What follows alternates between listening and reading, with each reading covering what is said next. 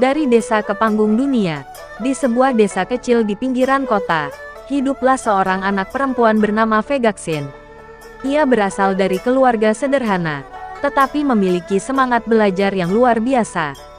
Sejak duduk di bangku sekolah dasar, ia selalu mendapatkan peringkat pertama di kelas.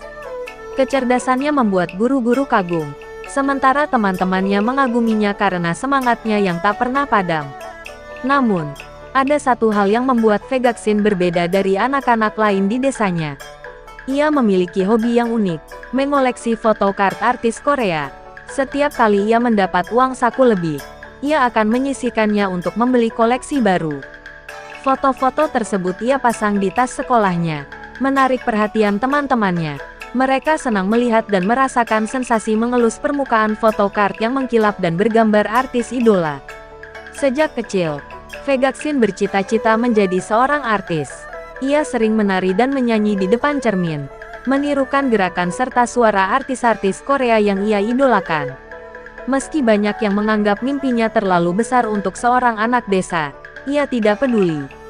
Baginya, mimpi adalah sesuatu yang harus diperjuangkan, bukan hanya disimpan dalam angan-angan.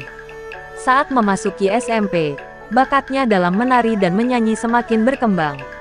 Setiap ada acara sekolah, ia selalu tampil dengan penuh percaya diri.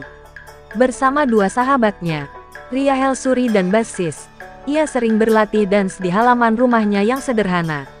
Mereka bertiga bercita-cita menjadi terkenal dan berjanji untuk tidak menyerah meskipun jalan yang harus mereka tempuh sangat panjang. Memasuki masa SMA, Vegaxin semakin giat berlatih. Ia bergabung dengan klub seni di sekolahnya dan sering mengikuti kompetisi menyanyi serta menari. Ia tidak hanya berbakat, tetapi juga memiliki suara emas yang mampu membuat siapa saja yang mendengarnya terpesona. Dengan tekad kuat, ia terus mengasah kemampuannya meskipun harus menghadapi berbagai rintangan. Suatu hari, ia mengikuti lomba menyanyi tingkat nasional yang menawarkan hadiah utama sebesar 2 miliar rupiah. Lomba ini adalah kesempatan emas yang sudah lama ia nantikan.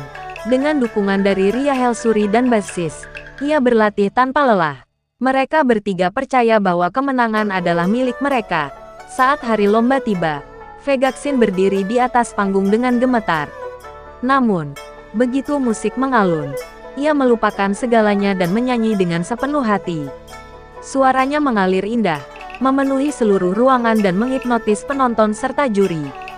Ketika pengumuman pemenang dibacakan, ia hampir tak percaya bahwa namanya disebut sebagai juara pertama.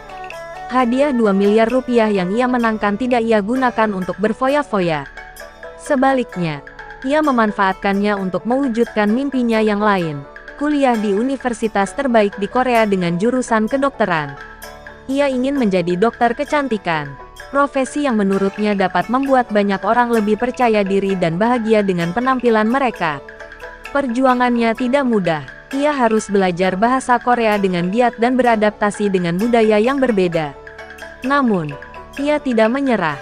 Kecerdasannya yang sudah terbukti sejak SD membantunya memahami pelajaran dengan cepat.